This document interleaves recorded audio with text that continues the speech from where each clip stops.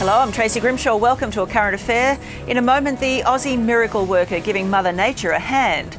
But first, our exclusive video of a ridiculously close encounter with a shark, a near-death experience that was caught on tape by a very brave or crazy fisherman. And they always say it's the shark that you don't see that's the one that worries you. I've suddenly looked through the lens gun. Holy crap, there's a huge shark there. This thing was massive. Get in the boat, Alex, and straight to the boat. They're very fast, they're big, they're powerful. And for him to be right there in the water, right next to it all happening, is unheard of. There's blood all through the water. Then all of a sudden I went, you know what, this probably isn't the best place to be hanging around.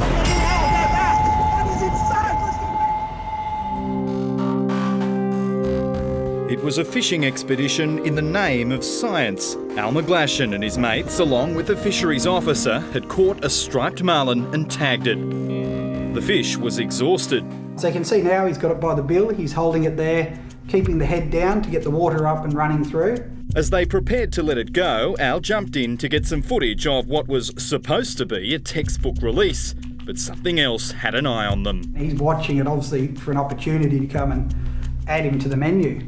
As a guessing game, how far below you would the shark be now without you even knowing it? Oh mate, he could be just 10 metres below me, I have no idea, he could be swimming right under. When the Mako struck, it took Al and everyone on the boat who was watching completely by surprise.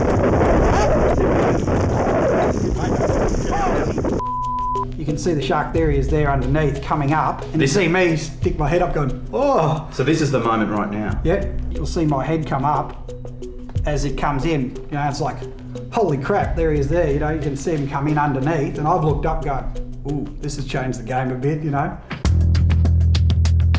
Al was isolated and his fishing mates were in no position to help him. This Mako was a monster, 3 metres long and 1/4 of a tonne. The fastest shark in the world versus a bloke in board shorts. Al, I would have been up on the boat on dry straight away.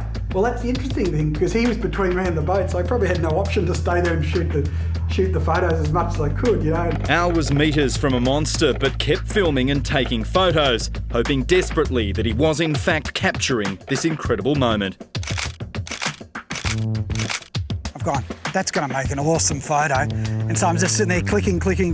As quickly as it arrived, the shark was gone. You know what? There's a time when I should be in the water, there's a time when I need to get out. And I thought, this is the time to get out. Holy shit, get in, Al, go back. What is it, safe? Let's get back to it. It's amazing, I've never seen anything like that. Amy Wilkes is a marine biologist at Sydney Aquarium.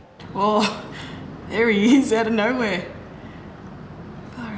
A shark expert who's seen nothing like this encounter ever before. Makos are so fast, they come in, they grab their prey and then they're gone again. So to be there right at that exact moment and catch it is, yeah, it's phenomenal, really, yeah.